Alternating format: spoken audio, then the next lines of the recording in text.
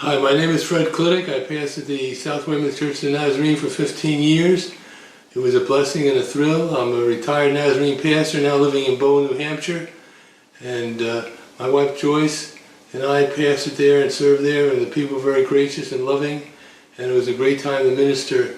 We rejoice with you. Joyce and I apologize for not being able to be there. We had made a commitment about 2 months ago and we couldn't get out of it, but we celebrate with you, we rejoice with you, and all I can say is save me a piece of cake. They were talking about building a new addition before I became their pastor. And they would talk about it and discuss it and plan it, and nothing really happened. And I was there about 5 years when Debbie Rouse came up to me one day and she said, either do it or stop talking about it. And that was my Damascus Road experience. When Debbie said either do it or stop talking about it, we started doing it, and all the different pieces fell in place very nicely and very smoothly. The town had not charged for building permits for nonprofit organizations and for the hospital. But the hospital was putting so many big additions on, they had to start charging. So who was the first nonprofit organization to come in for a building permit? It was us. And I was meeting with the building inspector, and we had the architect with us, and he asked how much it would be. And we said probably about $900,000.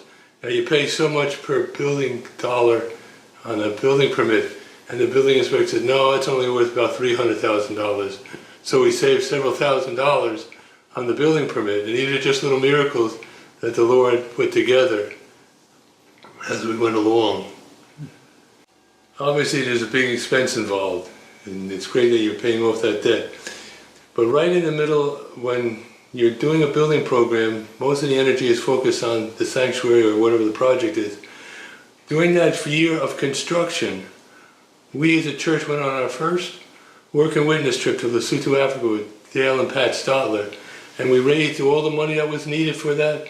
We went over there and built a chapel in Hawkway, Lesotho, Africa, while we were building the sanctuary at home. And what we learned from that was, when you're faithful to the Lord outside the walls of the church, to the world, He will be faithful to you inside it. And that was set up beautifully, but we hadn't planned on the work and witness trip. It just was presented to us as an opportunity. The people were responding with paying off their financial, the building fund pledges, and then they also made pledges to build this chapel in Hawkway. And I think that was an example of people taking a step of faith, and apparently over the last 20 years, they just continue to take that step of faith. One of the themes that we used during the construction period was fulfilling the dream together. Fulfilling the dream together. And that key word together, I believe, what drew everybody into it. Everybody played a part in it. I remember coming in one Wednesday night when we just framed out the building, and if you sit in the sanctuary and look up at the big beams, Steve Vasili one night decided he was going to paint them. I didn't know he was going to do it. He just got up there and started painting it. And that saved us a lot of money. And then the color scheme of the sanctuary is so perfectly done. It looks like we had a professional interior decorator. Our interior decorator was Lorraine Tubo. She would come into my office with a little swath of cloth, piece of fabric, piece of carpeting, and say, how would you like it? And they're all different colors, and I could not see how they all worked out, but she did it perfectly. And the only piece of equipment we took from the old sanctuary into the new sanctuary is the cross. Because the cross used to hang in the old Lutheran church, and now it hangs in the new sanctuary. And that fit perfectly between the stained glass windows. So it was just the Lord doing great miracles, one after the other, to make the church just perfectly. And one of the real big miracles was the organ. Ellen Ruggles comes into the office one afternoon and says, I want to take you over to Building 19 to buy a new organ. Now Building 19, I don't know if you remember where it was right across the highway. It was a discount store. And you just didn't buy organs at Building 19. And Dave Galbraith happened to be around, so the three of us went over there, and Ellen sat at the organ and pulled out all the stops and had a gospel concert at Building 19, and that's how we got the organ. But I think the one part of the church that people treasure the most is the stained glass window.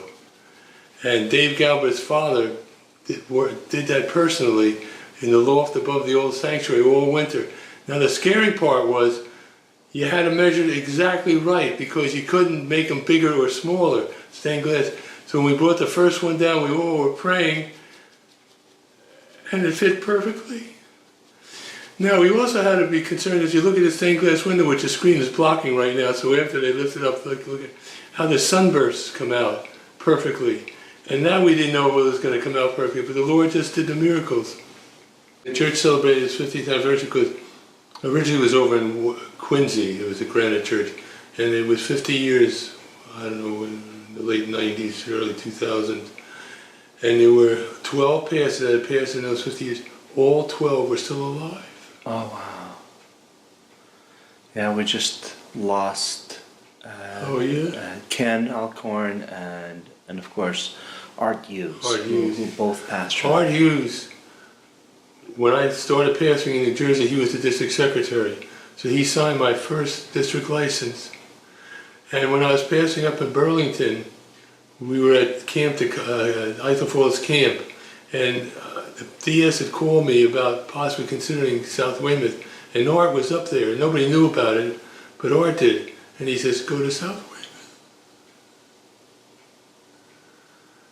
So Art was a big influence in my life.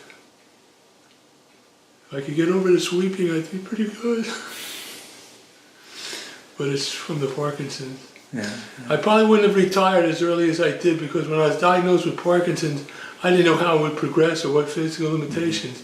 I have a slight tremor in the sweeping, but other than that, I don't really have too much of the symptoms of Parkinson's. But the Lord knew what He was doing. Mm-hmm. Yeah. I look forward to the celebration. I think it's a great celebration. I think a scripture verse from the book of Psalms 100 describes what you are going to experience this day. Shout to the Lord, all the earth. Worship the Lord with gladness. Come before Him with joyful song. Know ye that the Lord is God. It is He that hath made us, and not we ourselves. And I think this typifies, the church is always a great musical church, and I find music sets the entire spiritual tempo for the worship service, prepares the pastor to preach, and that the singing and the music, I think, will set the tempo for a great worship service this year, this coming Sunday. And once again, Joyce and I apologize for not being here personally, but our hearts and our prayers continue to be there. We love the church. It was a great time of pastoring, and the people loved us graciously at that time, and we send them our love and our well wishes, and enjoy the day and celebrate graciously. Of course, Ruth Patton was still living when you came there, wasn't she? She was. Because Ruth and she was still attending and still singing with Dave. They were I call them the dynamic duo. Mm-hmm. They set the spiritual tempo for the whole. Dave would be like me, he'd start crying, and Ruth would keep on singing. How about Kathy Williams? Does she still attend? Oh, she is. Does she sign when does she sing anymore? She has not sung for a while. She used to have such a blessed spirit. She would sing and sign, and the whole caliber, the whole level of the spirit would rise up. She was a great blessing. It's good to see there's a lot of people still attending, and it's good to see there's a lot of new people attending. And I pray for you regularly, Pastor, and your family, and Dave Rustrick. And the story that I'd like to tell that really impacted a man.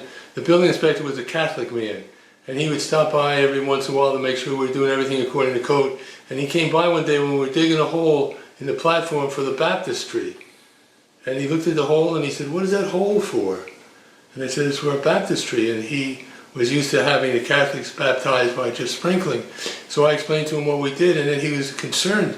And he had this concerned look on his face. After I was done explaining, he says, "What do you do with the water?" I said, "What do we do with the water?" I never thought of it. Just hooked up to the sewer system. He looked at his gas. He said, "You can't do that. That's holy water."